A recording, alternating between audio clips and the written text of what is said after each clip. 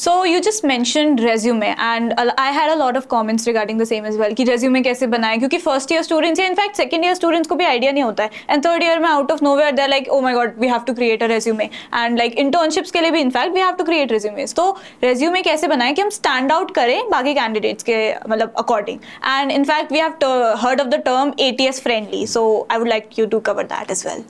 So first of all, realistically third years को भी idea नहीं होता resume कैसे बनाएं. Yeah, that बहुत realistically बता रहा हूँ मैं, personal experience.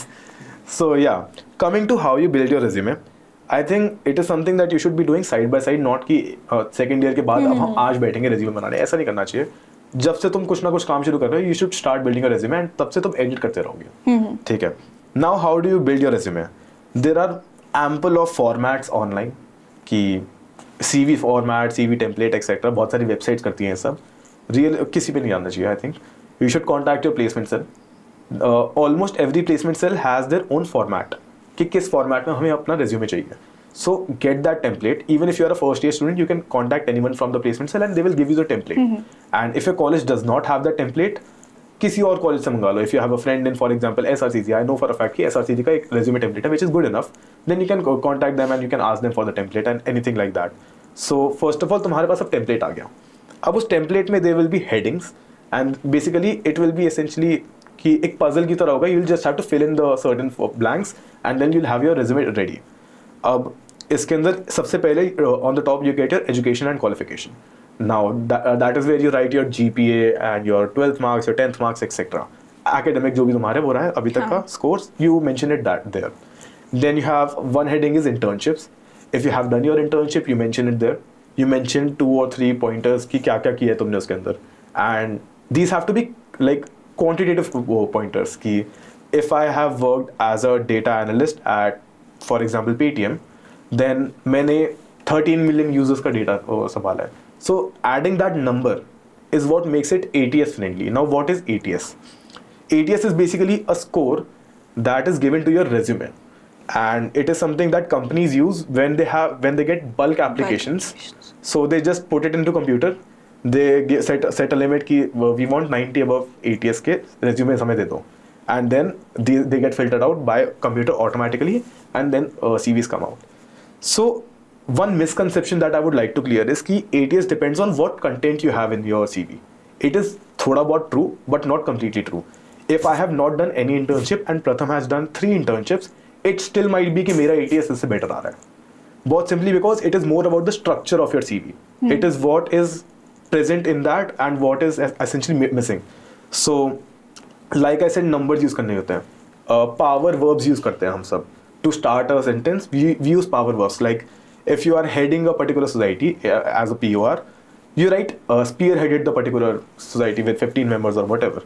So these small things help you increase your ATS score, which essentially helps you increase the chances of you getting placed. And इसके लिए there are multiple websites to check. I personally find Resume Worded करके एक website है to be very accurate. I personally use that. तो वहाँ से कर सकते हैं. Coming back to CVs. अब like I mentioned, एक heading आपकी academic qualifications होगी. Second is internships. इसके अंदर you note down your internships. Third is usually your projects. So इसके अंदर तुम personal project लिख सकते हो कि I have done a particular startup मैंने try किया, या फिर I have been selling X thing, और for example for some people it might be influencing कि हमारे X amount of subscribers है, followers है Instagram पे, they all come under your projects. इसके अलावा also there are projects that you do with companies. So let's say हमारे college में there is a Marksoc which is the marketing society. So they do collaborations with particular brands and companies, and उनके साथ तुम project करते हो. Similarly 180 does projects, NSS, Enactus, a lot of societies does that. That is why it is important to join a serious society in your first year, so that you add these particular brand names or these particular experiences in your resume. And after your projects, there is your competitions and basically whatever you have achieved, achievements. So it could be your case comps, it could be debating, it could be mock stocks. ये तो तुम्हारी academic हो गई. इसके अलावा it could be anything कि तुमने certifications करी हैं. So courses वगैरह आ गए यहाँ पे कि भाई I am intermediate level at Excel or anything like that those can come under here. And I think इसके अलावा there is nothing else. Now coming to the X factor कि CV को हम अलग सा कैसे बना सकते हैं. So I think what most people do wrong is follow the template to the point. Yeah. अब तुम्हें टेम्पलेट मिल गया, हमने उसके अंदर अपनी सारी चीज़ें डाल दी, you don't have to follow it to the point. What you can do is you can customize it to fit your particular CV. So margins छोटे कर दो, increase the space. अगर तुम्हें स्पेस नहीं मिल रही अपनी इंटर्नशिप को डिस्क्राइब करने के लिए, उसके लिए स्पेस इंक्रीज कर दो. अगर इफ यू थिंक कि मैंने प्रोजेक्ट्स में कुछ ज़्यादा रेलिवेंट नहीं करा हुआ, उसका स्पेस छोटा कर दो. As simple as that. These things do impact because first look से तुम्हें पता लग जाएगा कि इसको हमें आगे लेके जाना है प्रोसेस में या फिर नहीं लेके जाना. So I think these are the things that you have to focus on. इसके अलावा बहुत स्मॉल डिटेल्स होती है कि if you have added your LinkedIn का link, make sure it is clickable. If you have added your email ID, make sure it is clickable. तो बहुत simple चीज़ें होती है, बहुत छोटी चीज़ होती है, but these are the points that a person who is recruiting actually looks for.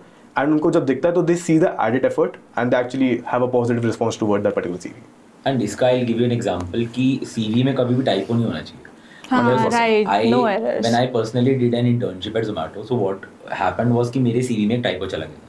तो what CV they had, उसमें मेरा email ID में टाइपो था.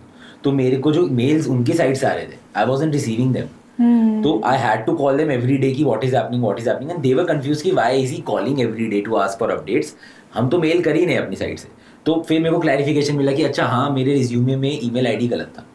तो ये मैं पर्सनली फेस कर चुका हूँ, जो कि मुझे नहीं होना चाहिए था ऐसा. Being into the placement cell मुझे पता होना चाहिए था, बट स्टिल मेरे से गलती हो गई. तो बच्चों से हो जाता है, वो टाइपो रह जाता है. इसीलिए हमेशा टाइपोस के लिए आप ATS चेकर को चेक कर लिया करो, ठीक है. And as Maneet mentioned, it is not a one day thing कि आप रिज्यूमे बना रहे हो. ये पूरा ग्रेजुअल प्रोसेस है. सारे स्टेप्स अभी स्टार्टिंग से पॉडकास्ट में हमने जो भी डिस्कस किए, सेक्शंस जो हमने बताया आपको, तो आप जिस भी सोसाइटी में जा रहे हो, it is going to impact your resume. आप जिस भी इंटर्नशिप में जा रहे हो, it is going to impact your resume. कुछ स्टूडेंट्स के लिए at the end of the year, जब वो थर्ड ईयर में आ रहे हैं, स्टार्ट कर रहे हैं अपना, जब वो इंटरव्यू की प्रिपरेशंस करेंगे, तो उनको ये लगेगा कि यार मेरे पास तो रेलेवेंट इंटर्नशिप्स ही नहीं है. और कुछ को ऐसा होगा कि मेरे पास तो इतनी सारी इंटर्नशिप्स है कि मैं रिज्यूमे में जगह नहीं है. तो ये वाली प्रॉब्लम भी नहीं होनी चाहिए. डू ओनली रेलेवेंट, क्योंकि फिर आपका टाइम वेस्ट हो. आपने 6 इंटर्नशिप्स कर ली and now you are only able to add 3 और 4. तो फिर वो 2 इंटर्नशिप्स आपको पहले ही सोच लेना चाहिए था कि यार ये चीज़ थर्ड ईयर में मैं ऐड ही नहीं करूँगा, तो मेरे को नहीं करनी चाहिए. If you are not into video editing, आपको वीडियो एडिटिंग नहीं करनी फ्यूचर में, और आप वीडियो एडिटिंग में कोई इंटर्नशिप कर लो, तो आपको पता है जब आप प्लेसमेंट में बैठोगे, आप ऑडिट प्रोफाइल के लिए बैठ रहे हो, तो आप वो चीज़ ऐड ही नहीं कर पाओगे. तो फिर कोई पॉइंट ही नहीं है उसको करने का ना. If you are doing it for some money, कोई रेडी कैश चाहिए आपको, थोड़ा सा टाइम लग रहा है, then that is fine. But आप ये सोच के कर रहे हो कि मैं रिज्यूमे में डालूंगा, पर आप एंड में रियलाइज कर रहे हो कि यार मैं जो प्लेसमेंट टारगेट कर रहा हूँ उसमें तो वीडियो एडिटिंग का कोई रोल ही नहीं है. तो ऐसी इंटर्नशिप्स को पहले ही स्किप कर दो. और जिन बच्चों के साथ ये इशू आ रहा है कि इंटर्नशिप्स इतनी है ही नहीं कि ऐड क्या करें, तो उनके लिए बेटर ऑप्शन ये है कि फिर प्रोजेक्ट्स पे वर्क करो, अपनी सोसाइटी के अंदर प्रोजेक्ट्स पे वर्क करो, अलग अलग प्रोजेक्ट्स का पार्ट बनो. ऑल्सो एक चीज जो हमने मिस कर दी इससे पहले, that is some NGO work और some government related social work. Right, social work होना बहुत जरूरी है. Either do it with organisation, जैसे बहुत सारी ऑर्गेनाइजेशंस है. I have heard a few names outside the, जैसे RM ऑर्गेनाइजेशन है, और भी बहुत सारे है. पहचान करके एक NGO है. तो इन NGOs में you should start working since your first year only. Third year में आपको टाइम नहीं मिलेगा. If you are very much into social work, तो आप करोगे, तब भी आपको अच्छा लगता है तो आप करोगे. बट लेकिन किसी को ऐसा है कि उसको रिज्यूमे के लिए चाहिए, start working from first year, second year तक करो. थर्ड ईयर में आपको टाइम नहीं मिलेगा. क्यों? इसके बहुत बेनिफिट्स है. Either join NSS of your college, आपको गवर्नमेंट सर्टिफिकेट मिल जाएगा NSS का. You will get a certificate of social work. बाहर के NGO में भी you will get a certificate. ये आपको काम आएगा when you are targeting companies look for it कि किसने NGO में सोशल वर्क किया है. When you are going abroad for studies, you are applying for MBA, you are applying for any course. After masters में आप किसी भी course में अप्लाई कर रहे हो, they look for your social work, because it is not only about whatever academically you have done, professionally you have done, it is also about what person you are. क्या आपकी personality है, वो भी इससे show होती है कि आपके अंदर क्या क्या ट्रेड्स, आप सोशल वर्क करते हो नहीं करते हो, व्हाट योर नेचर इज. तो ये चीज़ें भी होती है. तो आपको सोशल वर्क टारगेट करना है, तो आपके प्रोजेक्ट वाले सेक्शन में तो NSS या फिर इस टाइप ऑफ सोसाइटी के भी काफ़ी प्रोजेक्ट्स आ जाएंगे, तो ऑटोमेटिकली वो सेक्शन बन जाएगा. तो इसीलिए मेक अ वाइज चॉइस कि आप कौन सी सोसाइटीज ज्वाइन करोगे, आपका रिज्यूमे एंड में कैसा दिखेगा. It is better to be on the side कि आपके पास ज़्यादा चीज़ें ऐड करने के लिए, ताकि आप depending on the company switch कर रहे हो कि ये वाला प्रोजेक्ट इसमें ज़्यादा बेटर है, ये इंटर्नशिप इस प्रोफाइल पे टेलर करोगे ज़्यादा बेटर है, rather than being on the side कि आपके पास उतना एक्सपीरियंस ही नहीं है शो करने के लिए कि आप फिर एंड में फंस जाओ कि अब मैं एंड मोमेंट पे 1 हफ्ते बाद मेरा इंटरव्यू है और अब मैं कैसे इंटर्नशिप लाऊं. तो वो नहीं होना चाहिए. एंड इसके अंदर भी like you very rightfully mentioned social work, when you're applying for any kind of post graduation and जहाँ पे भी तुम्हारी प्रोफाइल देख रहे हैं, there is 90% केस में there is a quota for social work कि 5 marks you have allotted कि हम इसमें out of 5 हम इसके से मार्किंग करेंगे. So that is present in IIMs, that is present especially in abroad cases. कि Yeah. तुम्हारे social work कितना कर रखा है तुमने. And if you get, for example, एक NSS का certificate, या फिर in actors it's also social entrepreneurship. Yeah, social. So if you get such kind of certificates, you बहुत easily you can score full marks in that particular section and it helps your profile obviously. And secondly, एक और चीज जो अभी हम mention करी but हम भूल गए इसको ठीक से cover करना, is stipend in internships. So there are internships that will pay you nothing. There are Unpaid. internships that might even pay you more than people are getting in their jobs. So इसके अंदर ही कैसे choose करना है? Realistically, if someone is paying you a lot, इसके अंदर first thing you have to look for is ये क्या ये variable है या फिर ये fixed है. What does that mean? Variable हो गया तुम्हारा performance based. Performance based. So most of the sales kind of position जहाँ पे तुम्हें कुछ बेचना है, let's say I have to sell a course, कि if I sell a 1 lakh rupees course, I will get a cut of 5,000 rupees. These are ये तुम्हें numbers बहुत अच्छे से बना के दे देंगे. You can earn up to 50,000 whatever per month, and but realistically you don't get anything. It is a pyramid scheme. Yeah. बहुत frankly it is a pyramid scheme.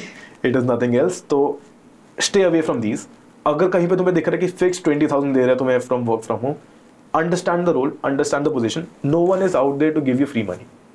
If they're giving you money, they will make sure that you work for them. Yeah. तो ये चीज़ हमेशा देखनी चाहिए. And I would suggest personally, अब it depends on the person. सबके background same नहीं होता. I come up from a privileged background, but सबका background same नहीं होता. I personally vouch for unpaid internships. If you are getting such internships, there might be a reason for it. कि अगर वो unpaid है, it might be unpaid because उनको ज़रूरत ही नहीं है pay करने की. People are still willing to work for them. And if people are willing to work for them, there must be a reason for that. So don't just say कि हम ये internship नहीं करने वाले, हमें कोई पैसा नहीं दे रहा है.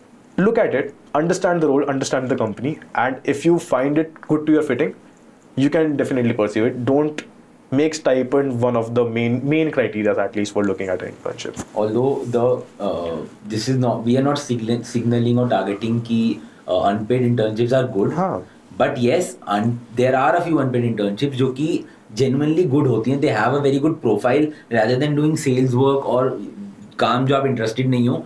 आपको एक ऐसा काम करने को मिलेगा जहाँ पे आप genuinely skills सीख जाओगे. yeah. एक experienced आदमी के साथ आप काम करोगे, but वो आपको पे नहीं कर रहे हैं. अगर उसकी ड्यूरेशन 1 महीने 2 महीने है और आपको सीखने को मिल रहा है, go for it. Because that will be a much more experienced learning than doing something जहाँ पे आपको बहुत सारा पैसा मिल रहा है, but आपको again वही कुछ sales सीखने work को है. नहीं मिल रहा Realistic, है. look at it this way. People pay money for courses to understand or learn a skill. You might not be getting paid, but you are getting that skill, right? And you are getting that skill better than you will ever learn from courses because practical है. As simple as that. तो इस तरीके से कभी सोच के देखो and just don't neglect unpaid internships कि भाई ये तो पैसे नहीं दे रहे, हम नहीं करने वाले. बहुत simply.